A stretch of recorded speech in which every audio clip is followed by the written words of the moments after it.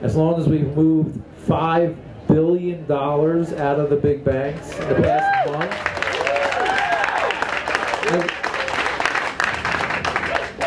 as long as stuff like that keeps happening, we'll let the message get muddled. You know, and honestly, even if you try to assert your will and your opinion on this movement, you'll get eaten up. I mean, there's, you know, I have certain things that I want done, but the more I push for them, the more people are going to push back on me, and I'll just end up getting crushed. So I'll just keep quiet and hope things keep happening the way they've been happening.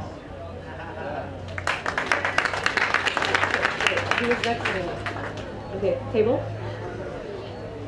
You know, ever since you started this movement, were you harassed or threatened by somebody, by the security apparatus of the 1% that we call is a taxpayer-funded security apparatus machine that protects the 1% only? Were you threatened or harassed by them at all? Because you are doing a service to mankind, basically. Right.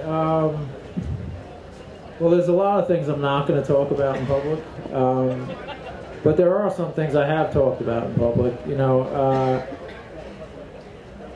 well, obviously our website kept getting knocked offline, so we had that. We were never exactly sure who knocked it offline, so I don't want to speculate and point fingers, and I don't have exact proof. You know, I've had very interesting things happen, as have people I work with, as far as, you know, perhaps phones are tapped, and I've had all my personal emails leaked to the press. There was a security intelligence person who did that, at least they claim to be. So if anyone wants to read any of my personal emails for the past year, you can search it online and find it. Interestingly, though, these things have helped us, because I was getting attacked that, you know, I was a puppet of George Soros. You know, I have people confronting me saying, you work for George Soros, you're a traitor to the country, you know, yelling all sorts of not pleasant things at me and people I work with. But in a way, all my emails being leaked publicly helped a lot, because it showed that, you know, we were legitimate. We were really trying to, you know, take on these global financial interests in support of the American people, in support of our families and friends. So in a way, you know, it's like when the police come and pepper spray someone in the face. That just brings more people out. So every time the security apparatus tries to expose us or do something against us, when people find out about it, it ends up helping us. So now that's to a certain level. I mean, there's certainly very personal things, personal harassment that doesn't really get discussed in public. But you know, ultimately we're still here, we're still going strong, and just see what happens. Future. Yes, for the first time in years, I am optimistic. I was getting, as I said, we were getting very depressed. Leading up to September 17th, you know, we still kept moving forward because we felt we had no other choice.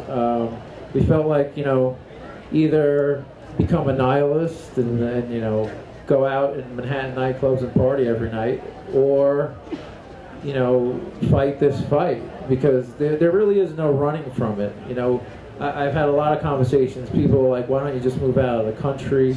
I actually had a very popular interview with Max Kaiser, if you guys know Max Kaiser around here. And he was saying that I need to get out of the country. Why would I stay in America? But, you know, I really don't see a place where you can run to get away from this. And, you know, basically, you know, we were getting very depressed, but we felt like there was no alternative. There was no running away, so you had to keep fighting, even though you were depressed and pessimistic. But now that it's blowing up so much, you can't help but be optimistic. Even if you feel like, you know, the movement's being co-opted in 25 different ways, you still gotta love the fact that, look, you know, yesterday the bank transfer day, I mean, in the past month, we have moved $5 billion out of the big banks. That's just huge.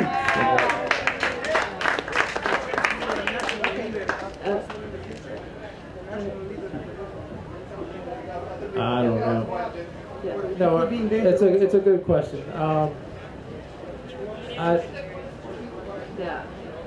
He wants to know if there will be some kind of national leader in the future. I don't think so. I really doubt it. I mean, this movement is built on decentralized, leaderless resistance. I'm sure you will have people, though, who, you know, because what they say it in a way that that resonates with people, and you know, there'll be people that kind of rise up as spokespeople. Maybe there'll be a third party that comes out of this. I don't know. I mean, I don't know. Nobody knows. I mean, it is decentralized.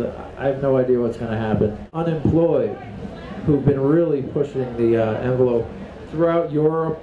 We worked with a bunch of organizations over there. And it was primarily young, you know, buried in debt, felt like they had no economic future, that were going out and starting these protests. You know, in Europe it was interesting. There was this whole dubstep angle, if you guys are dubstep fans, but a lot of the students were into this dubstep, and they started making like political dubstep, you know, kind of like a old school hip hop kind of thing with technology, you know, whatever, dubstep.